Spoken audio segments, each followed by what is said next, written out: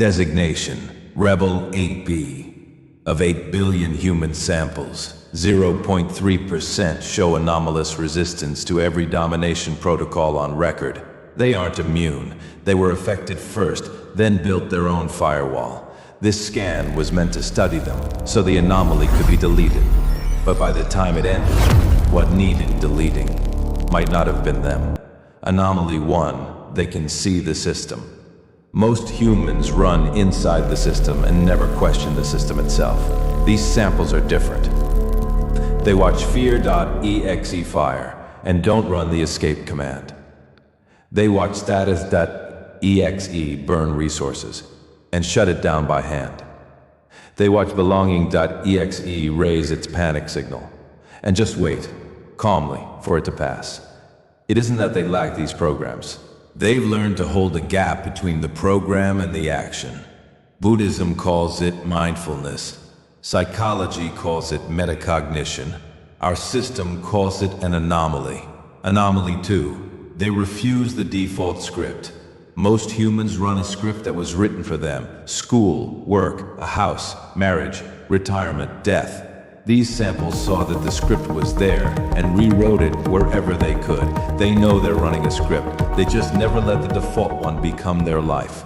Anomaly Three. They can sit with uncertainty. Ordinary samples can't stand not knowing. The moment there's no clear answer, Fear.exe starts sounding the alarm. So they grab whatever looks certain. Horoscopes, success formulas, everyone's doing it. What they grab doesn't matter, as long as it makes the alarm stop. These samples don't need that. They stay steady inside uncertainty. They can hold contradiction, ambiguity, the unknown. It's the rarest capability we've ever recorded. When everyone was tearing the shelves apart for toilet paper, a few just stood there and took nothing. They didn't know the answer either. They were simply able to stay in, I don't know, without panicking. But that kind of clarity has a price. They tried saying what they saw, and no one listened. People just found them dangerous, off, out of step.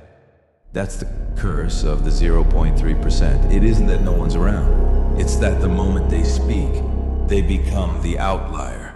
Memo 011. Anomalous samples are an obstacle to control. But they're rare, and they don't combine. Their greatest weakness isn't their ability to resist, it's that they can't organize. Their clarity, on its own, isolates them.